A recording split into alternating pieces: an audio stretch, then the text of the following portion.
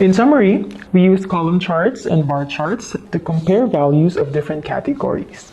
We use column charts ideally for fewer categories, while we use bar charts if the category names are long texts. Some of the best practices that we have learned. First, we need to always add labels for easier reference and avoid using too many colors, or at least try to put color emphasis on your insights. In creating charts in Excel, we will utilize the Insert tab here and the list of charts here.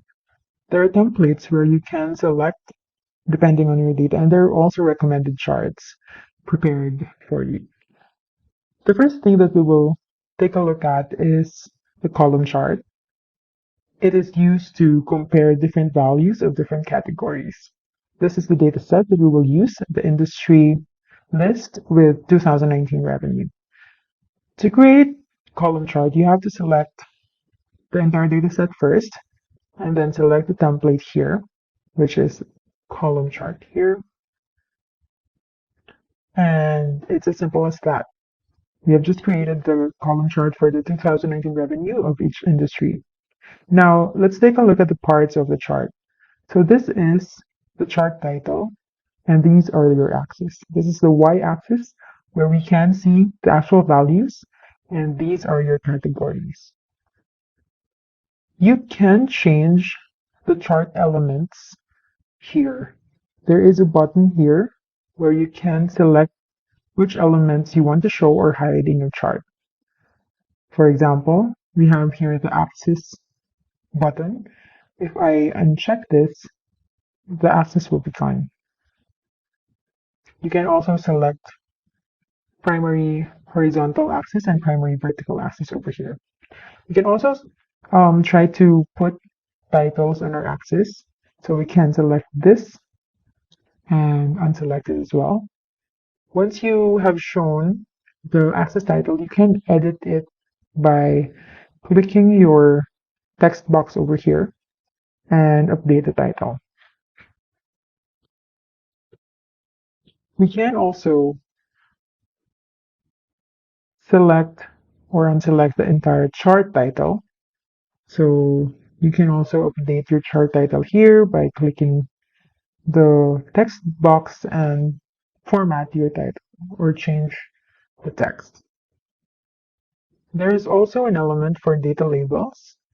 This is extremely important because this gives us the actual value on the onset of our chart. So you can select this and then it will show the actual value over here. You can update the placement or the font or the format generally of your data labels by clicking the arrow here and try to format the placement here, or you can select the entire formatting over here.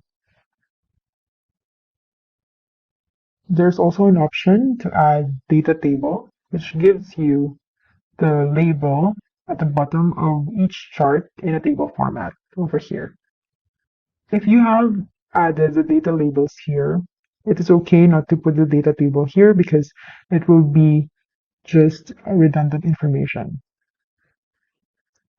We can also try to remove the grid lines. Grid lines are what you see at the back of the visual itself.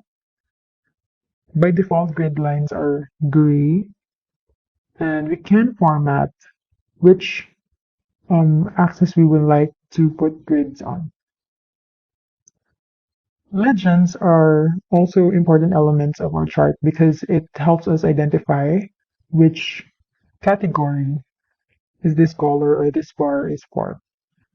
So in this case, we only have one category, which is 2019 revenue, and we know that it's blue, and that's why our legend here is only one. So you can also format your legends here by clicking this format button here, and then more options, and do the formatting here. That's how we do column chart. Now we try to do another form of chart, which is the bar chart. In terms of function, there's not much difference between column chart and bar chart. Bar chart is just more preferred when our category names are longer in text form. The way we create bar chart is the same. We have to select the entire dataset, click insert, and then select bar chart here. Bar chart is the horizontal version of your column chart.